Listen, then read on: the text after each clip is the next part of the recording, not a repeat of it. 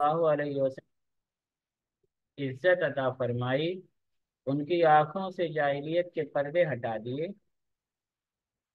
تو یہود نے اس سلسلے میں ہٹ دھرمی اختیار کی۔ ان لوگوں نے یہ سوچا کہ آخر یہ اتنے عظیم پیغمبر ہماری قوم میں کیوں نہیں آئے، یہ عربوں کے ہاں کیسے پیدا ہو گئے، وہاں پر کیسے ان کا ظہور ہو گیا۔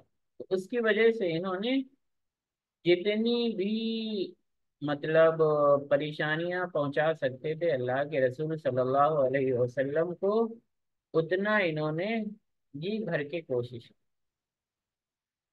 اللہ کے رسول صلی اللہ علیہ وسلم جب مدینہ طیبہ تشریف لائے تو اس میں جو قبائل تھے، قبائل کے جو لوگ تھے، جن لوگوں نے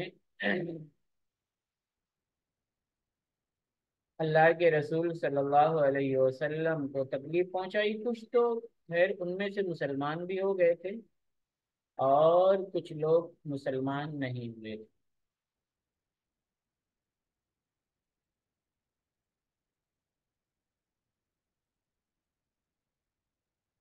بنو زریق کا قبیلہ تھا، ان میں سے لبید بن عاصم یہودی تھا جس نے اللہ کے رسول صلی اللہ علیہ وسلم پر جادو کیا تھا۔ اس کے علاوہ بنو حارثہ کا تھا، بنو عامر اور بنو نجار، ان میں سے سلسلہ بن برہام یہودی تھا کہ جس نے اللہ کے رسول صلی اللہ علیہ وسلم کے خلاف بہت مطلب چال چلی تھی۔ بنو قینقاع بھی تھے، بنو ثعلبہ بھی تھے، بنو نذیر بھی تھے۔ ان سب نے جہاں پر بھی ہو سکتا تھا جس طریقے سے بھی وہ آپس میں بھی ایک دوسرے سے لڑتے تھے۔ یہودی نصرانیوں کا پہلے سے ہی جھگڑا چالو تھا، قرآن پاک نے اس کا ذکر بھی کیا ہے۔ اس کے علاوہ ان کے اندر شرک آ گیا تھا۔ قرآن میں ہے کہ وقالت الیہود عزیر ابن اللہ وقالت النصارى المسیح ابن اللہ، یہودی یہ کہتے تھے کہ عزیر اللہ کے بیٹے ہیں معاذ اللہ، اور نصارہ یہ کہتے تھے کہ مسیح اللہ کے بیٹے ہیں معاذ اللہ۔ یعنی ان کی گراوٹ اس حد تک ہو گئی تھی کہ اللہ کے رسول صلی اللہ علیہ وسلم جب توحید کی دعوت دیتے تھے تو اس پر وہ تعجب کا اظہار کیا کرتے تھے۔ ایک روایت میں ہے کہ یہود میں سے نعام بن زید، قروم بن کعب اور بحر بن عمر رسول اللہ صلی اللہ علیہ وسلم کے پاس آئے اور کہا، اے محمد، واقعی کیا آپ اللہ کے سوا کسی اور الہ کو نہیں جانتے؟ دیکھیے مطلب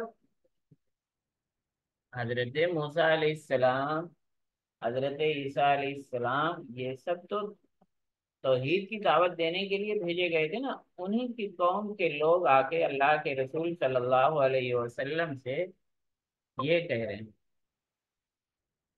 کہ کیا آپ اللہ کے سوا کسی اور الہ کو نہیں جانتے؟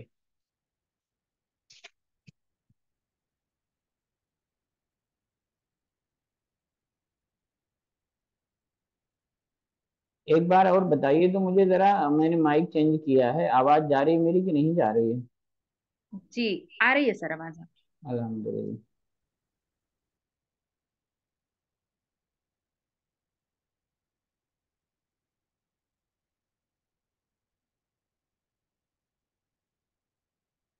اللہ رب العزت نے قرآن پاک میں ارشاد فرمایا، قل ای شیء اکبر شہادۃ قل اللہ، اے نبی ان سے کہہ دیجئے کہ گواہی کے طور پر کون سی چیز سب سے بڑھ کر ہے؟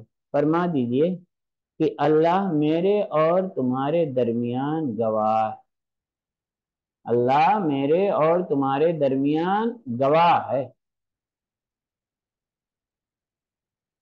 اور میری طرف یہ قرآن وحی کیا گیا ہے تاکہ میں اس کے ذریعے سے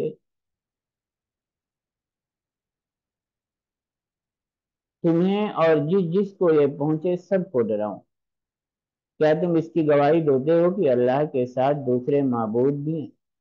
کہہ دیجئے میں یہ گواہی نہیں دیتا، کہہ دیجئے صرف وہی ایک معبود ہے، اور بے شک میں اس شرک سے بری ہوں جو تم کرتے ہو۔ جن لوگوں کو ہم نے کتاب دی وہ اسے اس طرح پہچانتے ہیں جس طرح اپنے بیٹوں کو پہچانتے ہیں۔ جن لوگوں نے اپنے آپ کو خسارے میں ڈالا تو وہ ایمان نہیں لاتے۔ اب دیکھیے اللہ کے رسول صلی اللہ علیہ وسلم کو سب لوگ بہت اچھے سے پہچانتے تھے۔ قرآن نے اس کی تعبیر اس طرح بیان کی ہے کہ بالکل ایسے ہی جیسے اپنے بیٹوں کو پہچانتے، لیکن بس حسد اور کینے کی وجہ سے انہوں نے اللہ کے رسول صلی اللہ علیہ وسلم کو ماننے سے انکار کر دیا۔ یہودیوں کا ایک جتھا اللہ کے رسول صلی اللہ علیہ وسلم کی خدمت میں آیا۔ انہوں نے کہا اے محمد صلی اللہ علیہ وسلم، جب سب کچھ اللہ ہی نے پیدا کیا ہے تو آخر اللہ کو کس نے پیدا کیا؟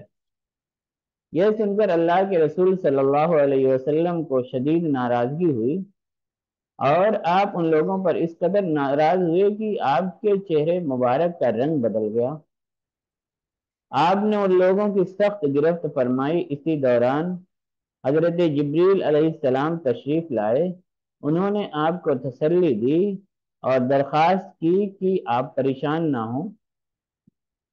اس کے بعد اللہ کے رسول صلی اللہ علیہ وسلم نے سورہ اخلاص تلاوت کی ان لوگوں کے سامنے۔ قل هو اللہ احد، آپ کہہ دیجئے وہ اللہ ایک ہے، اللہ بے نیاز ہے، لم یلد ولم یولد، اس نے کسی کو نہیں جنا اور نہ وہ جنا گیا، ولم یکن لہ کفوا احد، اور کوئی اس کا ہمسر نہیں۔ جب اللہ کے رسول صلی اللہ علیہ وسلم نے یہ سورت ان یہود کے سامنے تلاوت فرمائی تو انہوں نے کہا اے محمد، ہمیں تو اپنے رب کے خلقی اوصاف بتلائیے کہ اس کا ہاتھ کیسا ہے، اس کا بازو کیسا ہے۔ یہ لغو سوالات سن کر اللہ کے رسول صلی اللہ علیہ وسلم پہلے سے بھی زیادہ ناراض ہوئے اور ان کے قول کا رد کرنے لگے۔ جبریل علیہ السلام پھر آپ کی خدمت میں حاضر ہوئے، آپ کو تسلی دی اور اللہ تعالیٰ کی طرف سے لایا ہوا یہ جواب بیان کر دیا۔ وما قدر اللہ حق قدره والارض جميعا قبضته يوم القيامة والسماوات مطويات بيمينه سبحانہ وتعالی عما یشرکون، اور انہوں نے اللہ کی قدر نہیں جانی جیسا کہ اس کی قدر کرنے کا حق ہے، اور قیامت کے دن ساری زمین اس کی مٹھی میں ہوگی۔ قیامت کے دن ساری زمین اس کی مٹھی میں ہوگی اور آسمان اس کے دائیں ہاتھ میں لپٹے ہوں گے۔ وہ پاک ہے اور اس شرک سے بالا تر ہے جو وہ کرتے ہیں۔ ایک دفعہ حضرت ابو بکر رضی اللہ عنہ یہود کے معبد بیت المدراس میں گئے۔ وہاں انہوں نے بہت سے لوگوں کو فنخاس نامی ایک آدمی کے ارد گرد جمع دیکھا، یعنی اس آدمی کا نام فنخاس تھا، اس کے اگل بغل میں لوگ بیٹھے ہوئے تھے۔ یہ شخص یہود کا ایک عالم تھا، اس کے ساتھ ایک اور عالم اشیاء بھی موجود تھا۔ ابو بکر رضی اللہ عنہ نے فنخاس سے کہا دیکھو اللہ سے ڈرو اور مسلمان ہو جاؤ۔ اللہ کی قسم تم جانتے ہو کہ محمد صلی اللہ علیہ وسلم اللہ کے سچے رسول ہیں، وہ اللہ کی طرف سے حق لے کر آئے ہیں، یہی حقیقت تمہاری تورات اور انجیل میں بھی لکھی ہوئی۔ فنحاس نے کہا کہ ابو بکر اللہ کی قسم ہمیں تو اللہ کی کوئی محتاجی نہیں ہے، بلکہ اللہ ہمارا محتاج ہے۔ جس طرح وہ ہمارے آگے گڑگڑاتا ہے ہم نہیں گڑگڑاتے، ہم اس سے بے نیاز ہیں وہ ہم سے بے نیاز نہیں، اور اگر وہ بے نیاز ہوتا تو ہم سے ہمارے اموال قرض کیوں مانگتا؟ جیسا کہ تمہارے ساتھی کا دعویٰ ہے وہ تمہیں سود سے منع کرتا ہے اور خود ہمیں سود دیتا ہے، اگر وہ ہم سے بے نیاز ہوتا تو ہمیں سود نہ دیتا۔ معاذ اللہ، یعنی اس طرح کی مطلب بے انتہا غلط باتیں کی ان لوگوں نے۔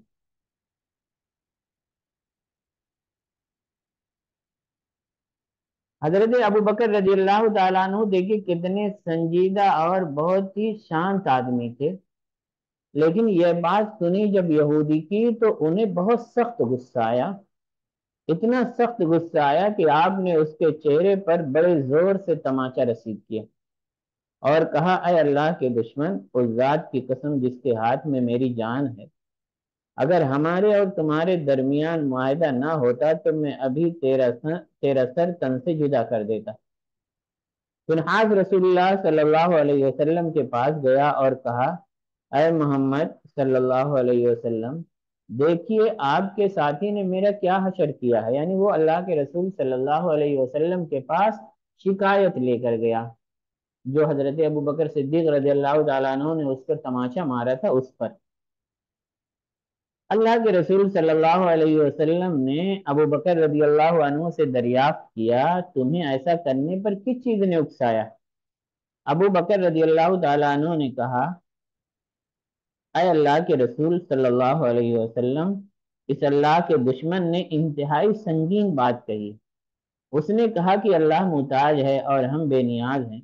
جب اس نے یہ کہا تو میں اللہ تعالیٰ کی ذات عالی کے لیے غصے میں آ گیا اور اسے تھپڑ دے مارا۔ فنحاس نے اس کا انکار کیا اور کہا، میں نے یہ بات نہیں کی۔ اس نے تو انکار کر دیا، لیکن دیکھیے اللہ رب العزت کس طریقے سے، مطلب صحابہ کرام جو بات کہتے ہیں پھر اس کی تائید میں آیت نازل ہوتی ہے۔ اللہ تعالیٰ نے حضرت ابو بکر رضی اللہ تعالیٰ عنہ کی تصدیق اور تائید کرنے کے لیے، ان کو ویریفائی کرنے کے لیے آیت کریمہ نازل کی۔ سورہ آل عمران کی آیت نمبر 181 ہے، لَقَدْ سَمِعَ اللَّهُ قَوْلَ الَّذِينَ قَالُوا إِنَّ اللَّهَ فَقِيرٌ وَنَحْنُ أَغْنِيَاءُ۔ بلا شبہ اللہ نے ان لوگوں کی بات سن لی جنہوں نے کہا اللہ فقیر ہے اور ہم مالدار ہیں، یقیناً ان کی یہ بات ہم لکھ لیں گے، اور وہ بھی جو نبیوں کو ناحق قتل کرتے رہے، اور قیامت کے دن ہم ان سے کہیں گے کہ ذوقوا عذاب الحریق، اب جلانے والے عذاب کا مزہ چکھو۔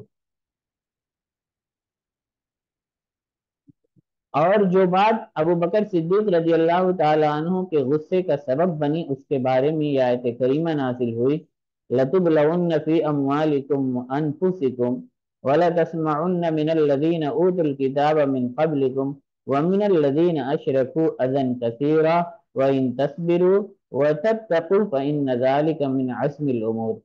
البتہ تمہیں تمہارے مالوں اور تمہاری جانوں کے بارے میں ضرور آزمایا جائے گا، اور تم ان لوگوں سے جنہیں تم سے پہلے کتاب دی گئی ہے اور ان لوگوں سے جنہوں نے شرک کیا ضرور تکلیف دینے والی باتیں سنو گے۔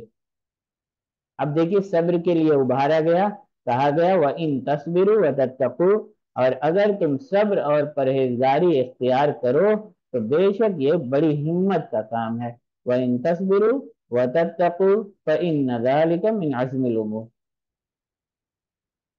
سیدنا ابن عباس رضی اللہ عنہما کہتے ہیں کہ نباش بن قیس ایک یہودی تھا۔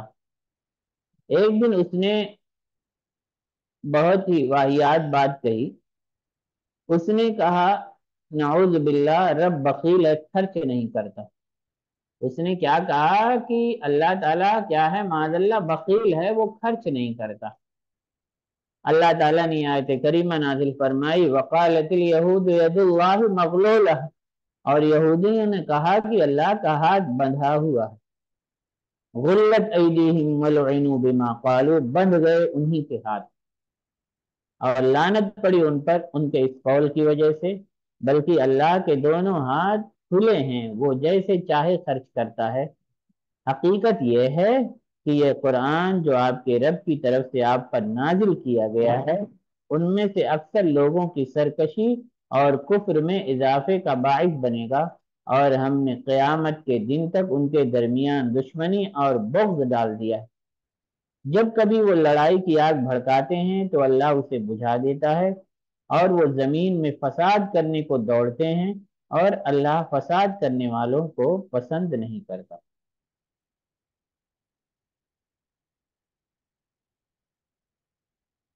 امام قتادہ رحمہ اللہ بیان کرتے ہیں کہ اللہ تعالیٰ یہودیوں پر لعنت فرمائے، یہودیوں کا کہنا تھا کہ اللہ تعالیٰ نے آسمان اور زمین کو 6 دن میں پیدا کیا، پھر 7ویں دن یعنی ہفتے کے دن آرام کیا، اور اسے وہ یوم الراحہ یعنی آرام کا دن کہتے تھے۔ اللہ تعالیٰ نے ان کی تردید کرتے ہوئے فرمایا وَمَا مَسَّنَا مِن لُغُوبٍ، ہمیں کسی قسم کی تھکاوٹ نے نہیں چھوا۔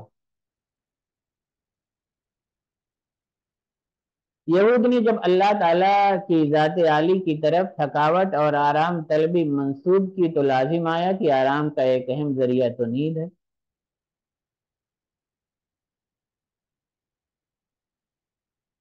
چنانچہ انہوں نے جہالت کی وجہ سے اللہ تعالیٰ کو ان صفات سے بھی متصف کر دیا، کہنے لگے کہ تب خداوند گویا نیند سے جاگ اٹھا، اس زبردست آدمی کی طرح جو میں کے سبب سے للکارتا ہو، یعنی شراب کی سبب سے للکارتا ہو، یعنی اللہ رب العزت کی شان میں اس طرح کی بات کی انہوں نے۔ اور بھی بہت ساری باتیں انہوں نے کی، یعنی انہوں نے اپنے دین کو، جو دین اللہ کی طرف سے آیا تھا، اس دین کو مکمل طور پر کیا کیا، بدل دیا۔ سیدنا ابن عباس رضی اللہ عنہما سے روایت ہے کہ اللہ کے رسول صلی اللہ علیہ وسلم کی بعثت سے پہلے،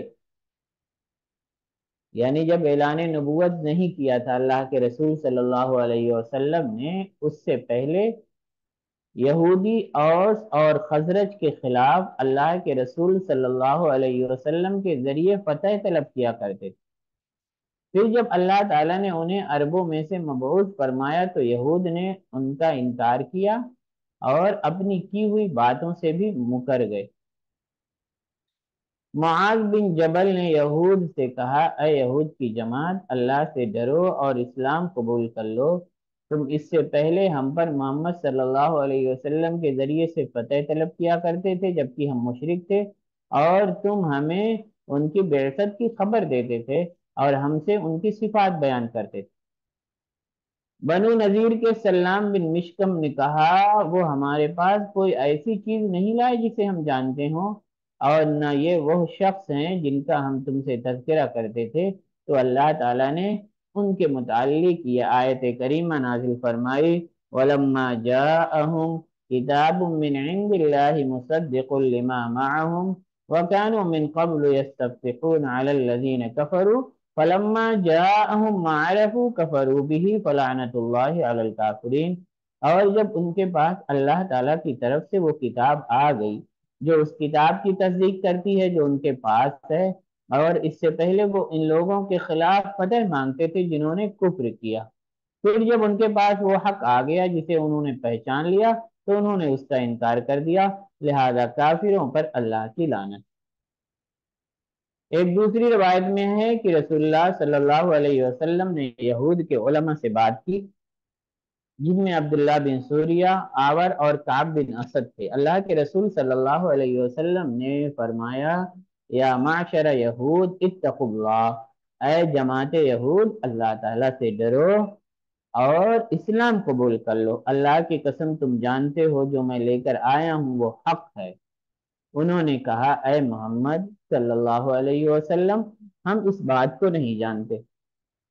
انہوں نے جانے بوجھے انکار کر دیا اور اپنے کفر پر ڈٹے رہے۔ اللہ تعالیٰ نے ان کے بارے میں یہ آیت کریمہ نازل فرمائی، اے لوگو جنہیں کتاب دی گئی اس قرآن پر ایمان لاؤ جو ہم نے نازل کیا ہے، وہ اس کی تصدیق کرنے والا ہے جو تمہارے پاس ہے، تم ایمان لاؤ اس سے پہلے کہ ہم چہرے بگاڑ دیں اور انہیں پیچھے کی طرف پھیر دیں یا ان پر اسی طرح لعنت بھیجیں جس طرح ہم نے سبت والوں پر لعنت بھیجی تھی، اور یاد رکھو اللہ کا حکم اٹل ہے، وَكَانَ أَمْرُ اللَّهِ مَفْعُولًا۔ اسی طرح سکین اور عدی بن زید نے اللہ کے رسول صلی اللہ علیہ وسلم سے کہا، اے محمد صلی اللہ علیہ وسلم، ہم نہیں جانتے کہ اللہ تعالیٰ نے موسیٰ کے بعد کسی انسان پر کوئی چیز نازل کی ہو، اس پر اللہ رب العزت نے آیت کریمہ نازل فرمائی، اے نبی بے شک ہم نے آپ کی طرف وحی کی جس طرح ہم نے نوح اور ان کے بعد دوسرے نبیوں کی طرف وحی کی، اور ہم نے ابراہیم، اسماعیل، اسحاق، یعقوب اور ان کی اولاد عیسیٰ، ایوب، یونس، ہارون اور سلیمان کی طرف وحی کی، اور ہم نے داؤد کو زبور عطا کی، اور ہم نے کئی رسول بھیجے، اس سے پہلے ہم ان کا حال آپ کے سامنے بیان کر چکے ہیں، اور کئی رسول ایسے ہیں کہ ان کا حال ہم نے آپ کے سامنے بیان نہیں کیا، اور اللہ تعالیٰ نے موسیٰ سے خاص طور پر کلام کیا اور خوشخبری دینے والے اور ڈرانے والے رسول بھیجے، تاکہ رسولوں کے بعد لوگوں کے لیے اللہ کو الزام دینے کی کوئی گنجائش نہ رہے، اور اللہ بڑا زبردست ہے، حکمت والا۔ یہود کے چند لوگ اللہ کے رسول صلی اللہ علیہ وسلم کے پاس آئے، جن میں ابو یاسر بن اختب، نافع بن ابو نافع، عازر بن ابو عازر، خالد زید، ازار بن ابو ازار اور اشیاء شامل تھے۔ انہوں نے اللہ کے رسول صلی اللہ علیہ وسلم سے سوال کیا کہ آپ کن رسولوں پر ایمان رکھتے ہیں؟ اللہ کے رسول صلی اللہ علیہ وسلم نے فرمایا، ہم اللہ پر ایمان لاتے ہیں اور اس پر جو اس نے ہماری طرف نازل فرمایا، اور جو موسیٰ اور عیسیٰ کو دیا گیا، اور جو نبیوں کو ان کی طرف ان کے رب کی طرف سے دیا گیا، ہم ان میں سے کسی ایک کے درمیان تفریق نہیں کرتے، اور ہم اسی کے فرما بردار ہیں۔ جب اللہ کے رسول صلی اللہ علیہ وسلم نے عیسیٰ ابن مریم علیہ السلام کا ذکر کیا تو یہود نے ان کی نبوت کا انکار کیا اور کہا، ہم عیسیٰ ابن مریم پر ایمان نہیں لاتے اور نہ اس پر جو عیسیٰ پر ایمان رکھتا ہے۔ اس پر اللہ تعالیٰ نے یہ آیت نازل فرمائی، اے نبی کہہ دیجئے، اے اہل کتاب، کیا تم صرف اس وجہ سے ضد رکھتے ہو کہ ہم اللہ پر، اپنی طرف نازل کی گئی کتاب پر اور ہم سے پہلے نازل کی گئی کتابوں پر ایمان رکھتے ہیں، اور بے شک تم میں سے اکثر نافرمان۔ جب نجران کے عیسائی اللہ کے رسول صلی اللہ علیہ وسلم کے پاس آئے تو کچھ یہودی علماء بھی آ گئے، انہوں نے اللہ کے رسول صلی اللہ علیہ وسلم کی موجودگی میں جھگڑا کیا۔ رافع بن حریملہ نے عیسائیوں سے کہا، تم اصل دین پر نہیں ہو، پھر اس نے عیسیٰ علیہ السلام اور انجیل کا انکار کیا۔ نجران کے نصارہ میں سے ایک نے یہود سے کہا، تم اصل دین پر نہیں ہو، پھر اس نے موسیٰ علیہ السلام کی نبوت اور تورات کا انکار کیا۔ اللہ تعالیٰ نے ان کے بارے میں آیت کریمہ نازل فرمائی سورہ بقرہ کی، وقالت اليهود ليست النصارى على شيء وقالت النصارى ليست اليهود على شيء وهم يتلون الكتاب، اور یہودیوں نے کہا عیسائی کسی چیز پر نہیں، اور عیسائیوں نے کہا یہودی کسی چیز پر نہیں، حالانکہ وہ دونوں کتاب پڑھتے ہیں۔ اسی ملاقات کے دوران ان یہود و نصارہ نے ایک اور اختلاف ظاہر کیا جو ابراہیم علیہ السلام کے بارے میں تھا۔ یہودی علماء نے کہا کہ ابراہیم تو یہودی تھے، نجرانی عیسائیوں نے کہا کہ ابراہیم عیسائی تھے۔ اللہ تعالیٰ نے اس کے بارے میں یہ آیت کریمہ نازل فرمائی، اے اہل کتاب، تم ابراہیم کے بارے میں کیوں جھگڑتے ہو، حالانکہ تورات اور انجیل تو اس کے بعد ہی نازل کی گئی ہیں، کیا تم عقل نہیں رکھتے؟ آگاہ رہو، تم وہ لوگ ہو کہ تم نے اس بات میں جھگڑا کیا جس کا تمہیں کچھ علم تھا، تو اب تم اس چیز کی بابت کیوں جھگڑتے ہو جس کا تمہیں کوئی علم نہیں، اور اللہ ہی جانتا ہے تم نہیں جانتے۔ ابراہیم نہ یہودی تھے نہ نصرانی تھے، بلکہ وہ صرف حق پرست تھے، فرما بردار تھے۔ ما کان ابراہیم یہودیوں ولا نصرانیوں ولکن کان حنیفا مسلما، بلکہ وہ کیا تھے؟ حق پرست تھے، فرما بردار تھے، وہ مشرک نہیں تھے۔ بے شک ابراہیم کے قریب تر وہی لوگ ہیں جنہوں نے ان کی پیروی کی، اور یہ نبی اور مومن لوگ، اور اللہ مومنوں کا دوست۔ جب اللہ کے رسول صلی اللہ علیہ وسلم نے سلیمان بن داؤد علیہ السلام کا انبیاء کے سلسلے میں ذکر کیا تو بعض یہودی علماء نے کہا، کیا تمہیں محمد صلی اللہ علیہ وسلم پر تعجب نہیں ہوتا؟ ان کا گمان ہے کہ سلیمان بن داؤد نبی تھے، اللہ کی قسم وہ تو صرف جادوگر تھے۔ یعنی انہوں نے سلیمان علیہ السلام کے بارے میں یہ بات کہی کہ وہ تو کیا تھے، صرف جادوگر تھے۔ تو اس پر اللہ تعالیٰ نے یہ آیت کریمہ نازل فرمائی، وما کفر سلیمان ولکن الشیاطین کفروا، سلیمان نے کفر نہیں کیا بلکہ شیطانوں نے کفر کیا۔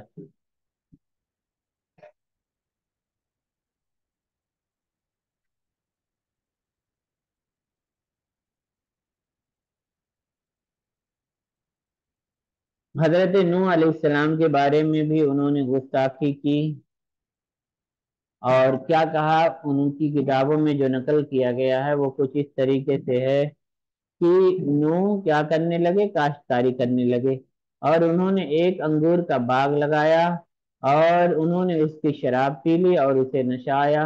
وہ اپنے ڈیرے میں ننگے ہو گئے، اور کنعان کے باپ حام نے اپنے باپ کو برہنہ دیکھا اور اپنے دونوں بھائیوں کو باہر آ کر خبر دی۔ تب سم اور یافت نے ایک کپڑا لیا اور اسے اپنے کندھوں پر رکھا اور پیچھے کو الٹے چل کر گئے اور اپنے آپ کی کے ننگے پن کو اپنے باپ کے ننگے پن کو ڈھانکا، تو ان کے منہ الٹی طرف تھے اور انہوں نے اپنے باپ کے ننگے پن کو نہ دیکھا۔ جب نوح اپنے شراب کے نشے سے ہوش میں آیا تو جو اس کے چھوٹے بیٹے نے اس کے ساتھ کیا تھا اسے معلوم ہوا، اور اس نے کہا کنعان ملعون ہو، وہ اپنے بھائیوں کے غلام کا غلام ہوگا۔ مطلب اس طرح کی چیزیں انہوں نے خرافات پوری اپنی کتابوں میں بھر دیا، معاذ اللہ۔ حضرت لوط علیہ السلام کے بارے میں بھی انہوں نے بہت ہی بے حیائی والی بات کی۔ حضرت داؤد علیہ السلام پر بھی تہمت لگائی انہوں نے۔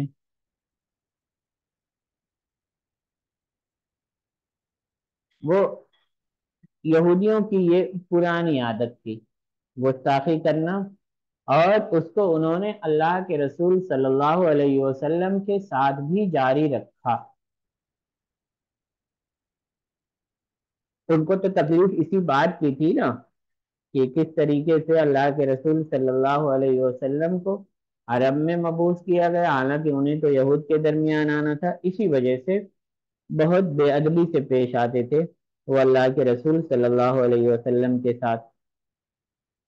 حضرت عائشہ صدیقہ رضی اللہ تعالی عنہا فرماتی ہیں کہ چند یہودی اللہ کے رسول صلی اللہ علیہ وسلم کے پاس آئے اور کہا السلام علیک یا ابا القاسم، سلام نہیں کہا بلکہ کیا کہا، السلام بغیر لام کے، لام سائلنٹ کر دیا انہوں نے، کیا کہا، السلام علیک یا ابا القاسم،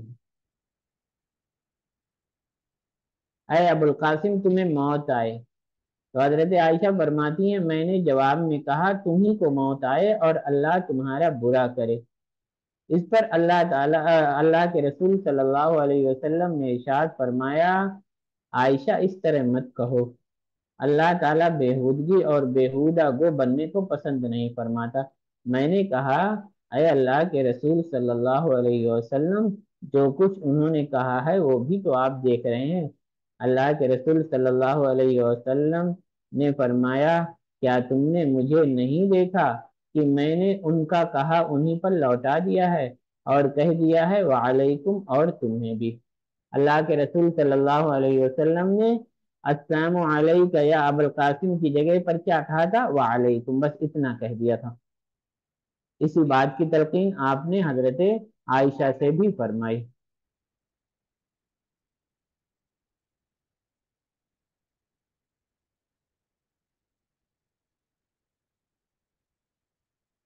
اللہ کے رسول صلی اللہ علیہ وسلم جب مسلمانوں کو کوئی ایک قرآنی آیت یا متعدد آیات تلاوت کر کے سناتے جن میں اسلام کے نئے احکام ہوتے تو مسلمان رسول اللہ صلی اللہ علیہ وسلم سے عرض کرتے تھے راعینا، کیا کہتے تھے، راعینا، یعنی ہم سے رعایت کیجئے، نرمی کیجئے، ہمارا انتظار کیجئے، یہاں تک کہ ہم آپ کی بات سمجھ لیں اور یاد کر لیں۔ یہ بات کہتے تھے اللہ کے رسول صلی اللہ علیہ وسلم کے ساتھ ہی آپ سے۔ اب دیکھیے یہودیوں نے کیا کیا، اسی سے ملتا جلتا عبرانی یا سریانی زبان کا ایک لفظ رعینا ہے جسے یہود اپنی زبان میں گالی دینے کے لیے استعمال کرتے تھے۔ اس کا معنی ہے سن کر بھی نہ سمجھنے والا۔ جب یہود نے مسلمانوں کو نبی اکرم صلی اللہ علیہ وسلم کے لیے لفظ رائنا استعمال کرتے دیکھا تو انہیں اپنی بدنیتی پوری کرنے کا موقع مل گیا اور وہ اللہ کے رسول صلی اللہ علیہ وسلم کو راعینا کہہ کر پکارنے لگے۔ اس سے ان کا مقصد گالی دینا تھا۔ ایک روایت میں ہے کہ سعد بن عبادہ رضی اللہ عنہ نے جب ان لوگوں سے یہ الفاظ سنے تو کہا، او اللہ کے دشمنوں، تم پر اللہ کی لعنت!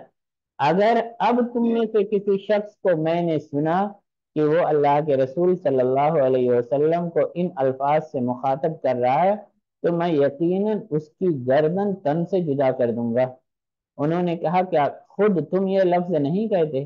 پھر اس بارے میں اللہ تعالیٰ نے آیت نازل فرمائی جس میں مومنین کو اس لفظ کے استعمال کی ممانعت کر دی گئی۔ اللہ تعالیٰ نے فرمایا، یا ایھا الذین آمنوا لا تقولوا راعنا وقولوا انظرنا واسمعوا، اے لوگو جو ایمان لائے ہو، تم نبی سے یہ نہ کہو راعنا ہماری رعایت کر، بلکہ یہ کہا کرو انظرنا ہماری طرف دیکھیے، واسمعوا اور تم خود ہی غور سے سنو تاکہ دوبارہ یہ بات کہنے کی ضرورت ہی نہ پیش آئے۔ وَلِلْكَافِرِينَ عَذَابٌ عَلِيمٌ اور کافروں کے لیے دردناک عذاب۔ یہودیوں کا ایک پرانا طریقہ تھا، ان کی پرانی قبیح عادت یہ تھی کہ انہوں نے انبیاء کرام کو قتل کیا، قرآن میں بیان بھی کیا گیا ہے۔ تو وہی عادت یہ اللہ کے رسول صلی اللہ علیہ وسلم کے اوپر دہرانے کو درپے، یعنی وہ چاہتے تھے کہ کسی طریقے سے اللہ کے رسول صلی اللہ علیہ وسلم کو قتل کر دیا جائے۔ اس سلسلے میں انہوں نے کوششیں بھی کی۔ یہود بنی زریق میں سے ایک شخص لبید بن عاصم نے اللہ کے رسول صلی اللہ علیہ وسلم پر جادو کیا تھا۔ کس وجہ سے؟ کہ تاکہ جادو کے ذریعے سے اللہ کے رسول صلی اللہ علیہ وسلم کو ہلاک کر دے۔ سیدہ عائشہ رضی اللہ عنہا بیان کرتی ہیں کہ ایک شخص لبید بن عاصم نے اللہ کے رسول صلی اللہ علیہ وسلم پر جادو کیا، جس کی وجہ سے اللہ کے رسول صلی اللہ علیہ وسلم کسی چیز کے متعلق خیال کرتے کہ آپ نے فلاں کام کر لیا ہے، حالانکہ وہ کام آپ نے نہ کیا ہوتا۔ یہاں تک کہ ایک دن یا ایک رات اللہ کے رسول صلی اللہ علیہ وسلم میرے پاس تشریف لائے، آپ مسلسل دعا کر رہے تھے، پھر آپ نے فرمایا، اے عائشہ، کیا تمہیں معلوم ہے کہ اللہ سے جو بات میں پوچھ رہا تھا اس نے مجھے اس کا جواب دے دیا ہے؟ میرے پاس دو شخص یعنی فرشتے آئے، ایک میرے سر کی طرف کھڑا ہو گیا اور دوسرا میرے پاؤں کی طرف۔ ایک فرشتے نے اپنے دوسرے ساتھی سے پوچھا، ان صاحب کی بیماری کیا ہے؟ دوسرے نے کہا، ان پر جادو کیا گیا ہے۔ انہوں نے پوچھا، کس نے جادو کیا ہے؟ جواب دیا، لبید بن عاصم نے۔ پوچھا، کس چیز کے ذریعے سے؟ جواب دیا، کنگھے اور سر کے بال کے ذریعے جو نر کھجور کے خوشے میں رکھے ہوئے ہیں۔ اس نے سوال کیا، یہ جادو ہے کہاں؟ جواب دیا، زروان کے کنویں میں۔ اللہ کے رسول صلی اللہ علیہ وسلم چند صحابہ کے ساتھ اس کنویں پر تشریف لے گئے، واپس آئے تو فرمایا، اے عائشہ، اس کنویں کا پانی ایسا تھا جیسے مہندی کا نچوڑ ہوتا ہے، اور اس کے کھجور کے درختوں کے سر شیطانوں کے سروں کی طرح۔ حضرت عائشہ فرماتی ہیں کہ میں نے عرض کیا، اے اللہ کے رسول صلی اللہ علیہ وسلم، آپ نے اسے کھولا کیوں نہیں؟ اللہ کے رسول صلی اللہ علیہ وسلم نے فرمایا، اللہ تعالیٰ نے مجھے اس سے عافیت دے دی، اس لیے میں نے مناسب نہیں سمجھا کہ کسی دوسرے پر اس کی برائی ڈالوں۔ پھر آپ نے اس کی تدفین کا حکم دیا اور اسے دفن کر دیا گیا۔ اب ایک اور سازش دیکھیے۔ جب مسلمانوں نے خیبر فتح کر لیا تو سلام بن مشکم یہودی کی بیوی اور مرحم یہودی کی بہن زینب بنت حارث نے اللہ کے رسول صلی اللہ علیہ وسلم کو زہر دے کر ہلاک کرنے کی کوشش کی۔ اسے یہ معلومات مل گئی تھی کہ اللہ کے رسول صلی اللہ علیہ وسلم صدقہ قبول نہیں فرماتے، ہدیہ قبول کر لیتے ہیں، اور آپ کو بکری کے بازو یعنی دستی کا گوشت زیادہ پسند ہے، لہذا اس نے دستی کو خوب زہر آلود کرنے کے بعد بھنی ہوئی بکری اللہ کے رسول صلی اللہ علیہ وسلم کو بطور ہدیہ پیش کی۔ اس وقت آپ کے ساتھ ایک صحابی بشر بن برہ رضی اللہ عنہ بھی موجود تھے۔ اللہ کے رسول صلی اللہ علیہ وسلم نے دستی کا ٹکڑا لے کر چبایا۔ بشر رضی اللہ عنہ نے بھی اسی طرح کیا اور گوشت کا ٹکڑا نگل لیا، لیکن اللہ کے رسول صلی اللہ علیہ وسلم نے نہیں نگلا بلکہ پھینک دیا۔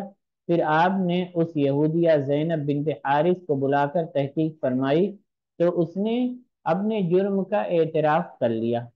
اللہ کے رسول صلی اللہ علیہ وسلم نے پوچھا، تمہیں اس کام پر کس چیز نے اکسایا؟ اس نے کہا، جو کچھ آپ نے میری قوم کے ساتھ کیا ہے وہ آپ پر چھپا نہیں ہے۔ میں نے چاہا کہ اگر آپ بادشاہ ہیں تو ہم آپ سے خلاصی پائیں، اور اگر آپ نبی ہیں تو ان قریب آپ کو خبر کر دی جائے گی۔ اللہ کے رسول صلی اللہ علیہ وسلم نے بدلہ نہیں لیا بلکہ اسے معاف کر دیا۔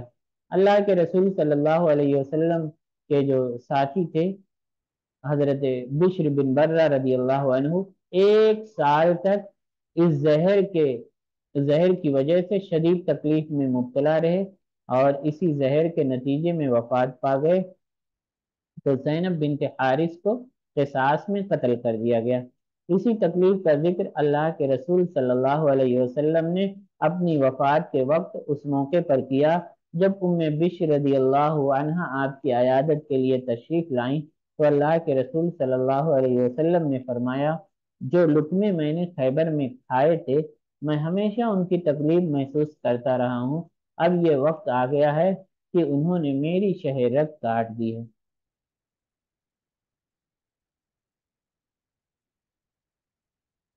ایک دوسرا اور بھی انہوں نے دوسری چال چلی۔ وہ چال یہ چلی کہ اللہ کے رسول صلی اللہ علیہ وسلم کو پتھر مار کر قتل کرنے کا طریقہ اپنایا انہوں نے۔ بنو عامر اور بنو نذیر یہودی قبیلے کے درمیان ایک معاہدہ تھا جو اللہ کے رسول صلی اللہ علیہ وسلم نے طے کرایا تھا۔ بنو نذیر میں سے ایک شخص عمرو بن امیہ زمری نے بنو عامر کے 2 اشخاص کو قتل کر دیا تو اللہ کے رسول صلی اللہ علیہ وسلم بنو نذیر کی طرف ان مقتولین کی دیت میں مدد کرنے تشریف لے گئے۔ جب آپ یہود بنو نذیر کے پاس پہنچے تو انہوں نے کہا، اے ابو القاسم، آپ جس طرح پسند کریں ہم آپ کی مدد کریں گے۔ پھر وہ باہم خسر خسر کرنے لگے۔ اس وقت اللہ کے رسول صلی اللہ علیہ وسلم ان کی حویلی کی دیوار کے کونے میں بیٹھے ہوئے تھے۔ انہوں نے کہا، یہ موقع خوب ہے، تم انہیں ایسی الگ تھلگ حالت میں کبھی نہیں پاؤ گے۔ کون ہے جو اس گھر کی چھت پر جائے اور ان پر پتھر یعنی چٹان گرا کر ہمیں ان سے راحت بخشے؟ ان میں سے ایک آدمی عمرو بن جحاش بن کعب استفاقی کے لیے تیار ہو گیا۔ اس نے کہا، یہ کام میں انجام دوں گا۔ چنانچہ وہ پتھر پھینکنے کے لیے چھت پر چڑھ گیا۔ اللہ کے رسول صلی اللہ علیہ وسلم اپنے ساتھیوں کے ساتھ بیٹھے تھے جن میں ابو بکر، عمر اور علی رضی اللہ عنہم بھی شامل تھے۔ اسی درمیان آپ پر آسمان سے قوم یہود کے ناپاک ارادے کی خبر نازل ہوئی، یعنی اللہ تعالیٰ نے بذریعہ وحی آپ تک یہ خبر پہنچا دی۔ چنانچہ آپ اٹھ کھڑے ہوئے اور مدینہ کی طرف چل دیے۔ جب رسول اکرم صلی اللہ علیہ وسلم دیر تک واپس تشریف نہ لائے تو صحابہ کرام رضی اللہ عنہم آپ کو تلاش کرنے کے لیے نکلے۔ انہوں نے ایک آدمی کو مدینہ سے آتے دیکھا تو اس سے رسول اکرم صلی اللہ علیہ وسلم کے بارے میں پوچھا۔ اس نے کہا کہ میں نے آپ کو تو مدینہ میں داخل ہوتے دیکھا۔ جب رسول اکرم صلی اللہ علیہ وسلم کے ساتھی آپ کے پاس پہنچے تو آپ نے انہیں یہود کی سازش سے مطلع فرمایا اور جنگ کی تیاری کا حکم دے دیا۔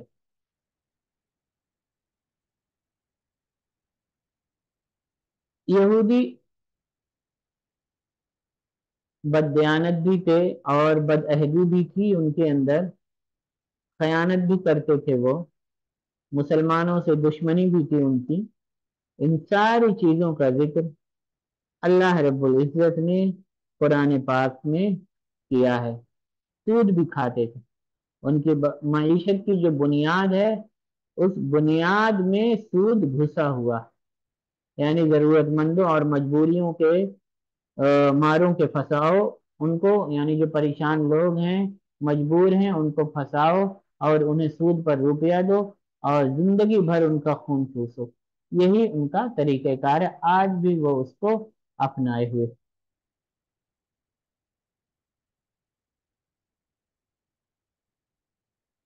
انتہائی درجے کے بخیل اور بہت ہی بزدل، حضرت موسیٰ علیہ السلام نے جب کہا تھا کہ چلو اور داخل ہو شہر میں، تو انہوں نے کیا کہا تھا کہ ہم تو وہاں کبھی نہیں جائیں گے جب تک وہاں پر وہ لوگ موجود ہیں، یعنی عمالقہ موجود ہیں، تو تم جاؤ اور تمہارے رب جائیں، تم دونوں اپنا جنگ کرو، ہم تو بس یہیں بیٹھے ہوئے ہیں۔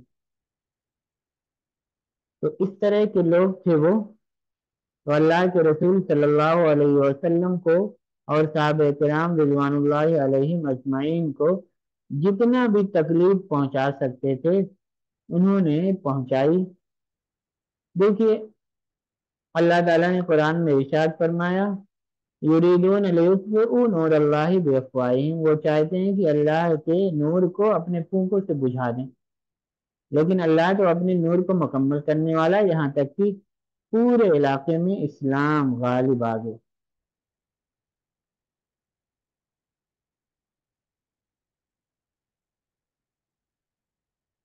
ایک سوال اور ہوا تھا اللہ کے رسول صلی اللہ علیہ وسلم سے،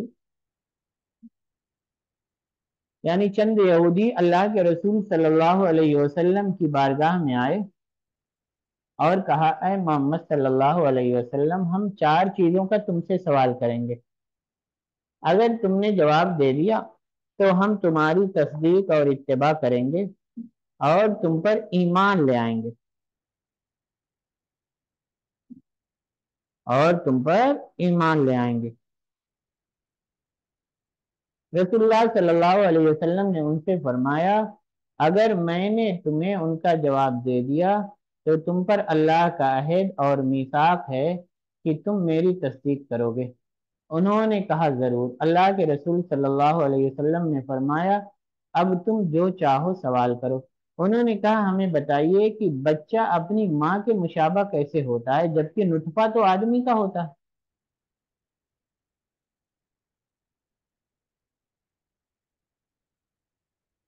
انہوں نے کیا کہا کہ بچہ اپنی ماں کے مشابہ کیسے ہوتا ہے جبکہ نطفہ تو آدمی کا ہوتا ہے؟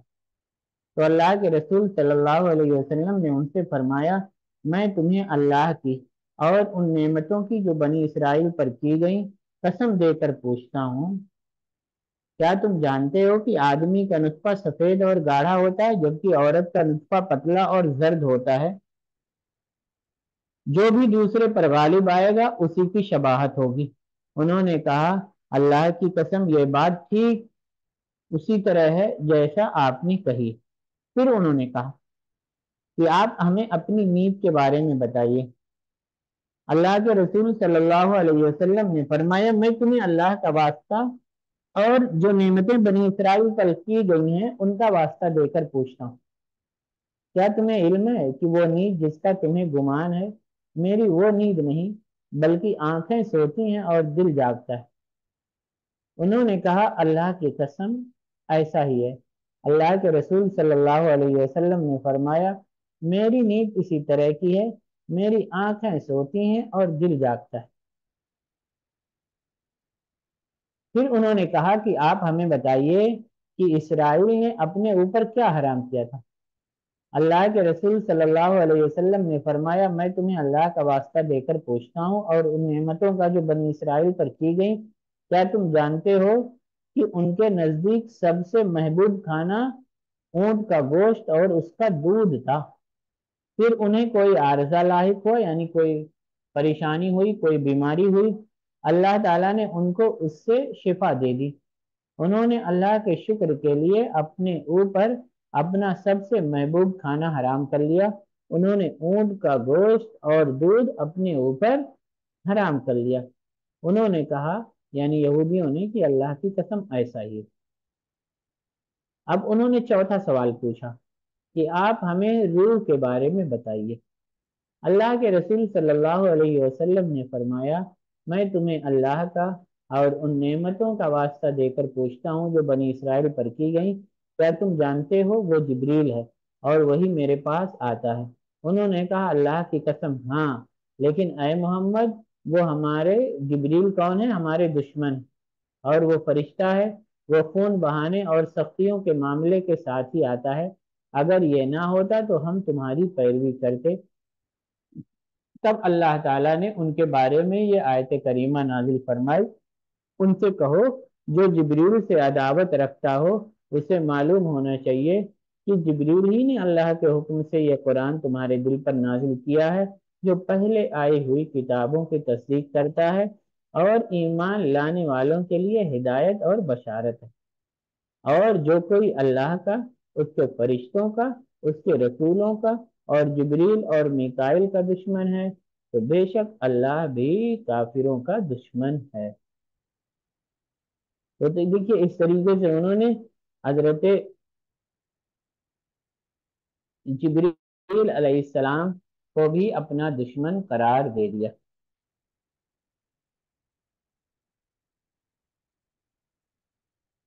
اس کے علاوہ ایک جو دوسرا معرکہ تھا اللہ کے رسول صلی اللہ علیہ وسلم کے سامنے، وہ تھا اس علاقے کے منافق لوگوں نے اسلام قبول کرنا شروع کیا اور اسلام کو غلبہ حاصل ہوا، تو کچھ ایسے تھے جو دل سے تو نہیں مانتے تھے اسلام کو، لیکن اسلام کا غلبہ دیکھ کر کے، مال غنیمت دیکھ کر کے، لالچ میں یا ڈر کر کے، جو بھی ہو، تو ظاہراً اسلام لے آئے تھے۔ ان کی وجہ سے بھی اللہ کے رسول صلی اللہ علیہ وسلم کو اور صحابہ کرام رضوان اللہ علیہ مجمعین کو بڑی تکلیف پہنچی۔ انشاءاللہ تعالی میں اس بات کو اگلی والی کلاس میں کنٹینیو کروں گا، ٹھیک ہے نا؟ تھوڑا لمبا چیپٹر ہے، تھوڑا سا رہ جائے گا، آدھا ہو جائے گا، آدھا رہ جائے گا، تو انشاءاللہ تعالی اس سے آگے والے میں کنٹینیو کریں گے اس کو انشاءاللہ تعالی۔ اب بس یہیں پر اپنی گفتگو ختم کرتا ہوں، جزاک اللہ خیر۔ اسی طرح آ جایا کریے گا کلاس میں، رمضان میں بھی ہوتی رہے گی انشاءاللہ تعالی، 11 سے 12 ٹائمنگ رہے گا آپ کی کلاس کا۔ اللہ تعالیٰ آپ سب لوگوں کے لیے رمضان کو مبارک کرے اور خوب زیادہ عبادت کرنے کی توفیق عطا فرمائے۔ السلام علیکم ورحمۃ اللہ وبرکاتہ۔